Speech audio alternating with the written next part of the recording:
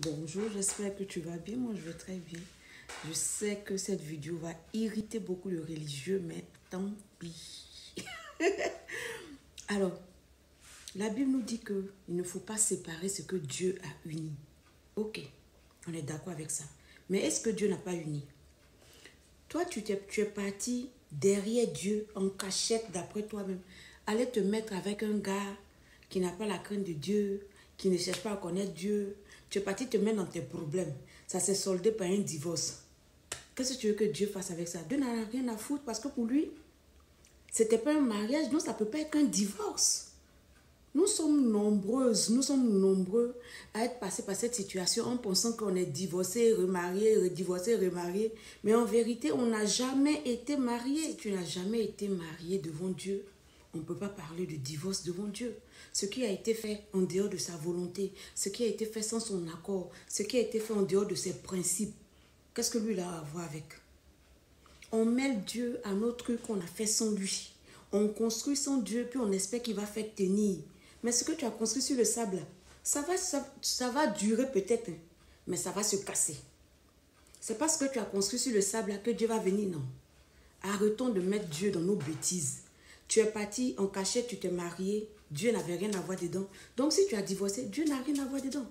Comme avec la Samaritaine, il vient, il dit à la dame, va appeler ton mari. Elle dit, je ne suis pas mariée. Il dit, c'est vrai, tu n'es pas mariée. Tu as eu 5 maris. C'est-à-dire, c'est comme ça que vous, les humains, vous les appelez dans votre société, dans votre manière de comprendre. Donc, il dit à la Samaritaine, va appeler ton mari. La go dit, je ne suis pas mariée. Il dit, mais tu as raison, tu n'as jamais été mariée. Donc, tous ceux avec qui tu étais en ménage, là, ils n'ont jamais été tes maris. Donc, ça veut dire que pour Dieu, pour la vérité, tout ce que tu as fait comme ménage, foyer, là, il n'a jamais vu ça comme mariage.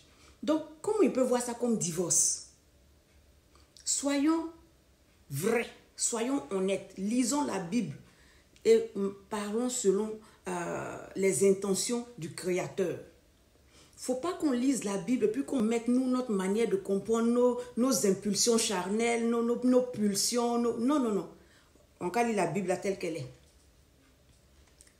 Le mariage que tu as fait en dehors de Dieu, si ça s'est soldé par un divorce, ce n'est pas un divorce aussi devant Dieu. Parce qu'il n'était pas au début, ce n'est pas à la fin, il va être. À ton avis, quand Yeshua a fini de parler à la dame samaritaine, puis lui a dit, celui avec qui tu es présentement, ce n'est pas ton mari, à ton avis, quand elle va quitter de là, après avoir parlé, échangé avec la vérité, qu'est-ce qu'elle va faire?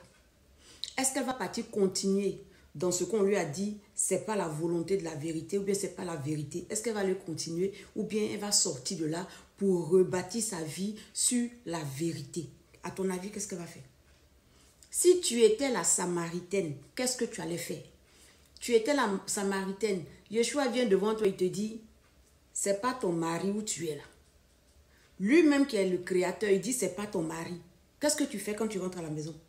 Ah, c'est vrai, il a dit, c'est pas mon mari, mais je suis déjà avec lui. Oh. Si je quitte avec lui, là, les gens vont dire que faut pas que les yeux que... Qu'est-ce que tu vas faire? On s'en va se mettre dans nos problèmes. Et puis, quand on sort de ces problèmes, au lieu de voir ça comme des délivrances, on voit ça comme une source de culpabilité. On voit ça comme une source de frustration. Ma chérie, si tu étais dans une relation en dehors de la volonté de Dieu et que ça s'est soldé par un divorce, une séparation, une division, ça, c'est pas malheureux, c'est pas un événement malheureux. C'est une délivrance, je le dis haut et fort, c'est une délivrance.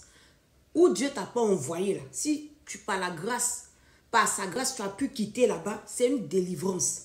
Il ne faut pas partir te mettre, c'est pas parce que soit tu es de Dieu, soit tu n'es pas de Dieu. Soit tu fais les choses selon la chair et puis tu n'as pas de compte à rendre à Dieu. Soit tu fais les choses selon Dieu. Mais si tu veux faire les choses selon Dieu et que tu te retrouves dans une relation qui n'a pas béni, là, ma chérie, si tu sors de là, c'est une délivrance. Ce n'est pas parce que tu as duré dans un mensonge que le mensonge là va devenir la vérité. Ce n'est pas parce que tout le monde sait que oui, que c'est que les gens vont dire, hey, soit tu veux marcher selon la vérité, tu prends tes dispositions, même si ça fait mal. Soit tu marches comme tu veux, et puis tu enlèves Dieu dans ton affaire, c'est tout. Dieu ne va pas se fâcher si tu ne le choisis pas. Tu as le droit de choisir ce que tu veux. Tu as le droit de mener le genre de vie que tu veux mener. Mais si tu veux mener la vie selon sa volonté, il faut que ta vie soit selon sa volonté. On ne peut pas faire un pied dedans, un pied dehors. Tu es ni chaud, tu es ni froid, il dit, il te vomira. Ça sert à quoi de mener une vie tiède pour être vomi après?